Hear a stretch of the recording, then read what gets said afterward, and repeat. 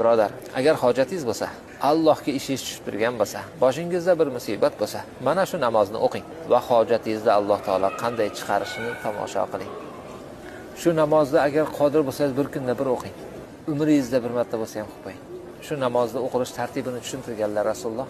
4 rakatli nafl namoz o'qishni niyat qildim deb subhanakallohummani aytadi, sura-i Fatihani o'qiydi. Zab sura qilgandan keyin rukuga ketish kerak edi. Rukuga ketmasdan 15 marta subhanallohi valhamdulillahi va la ilaha illallohu vallohu akbarni aytadi. 15 marta. Keyin ruku qiladi. Ruku qilgan paytda subhanallohi valhamdulillahi va la ilaha illallohu vallohu akbarni 10 marta aytadi. Rukudan tikka turadi. Samiallohu liman hamidah. Shunda Robbana lakal hamd aytadi-ku.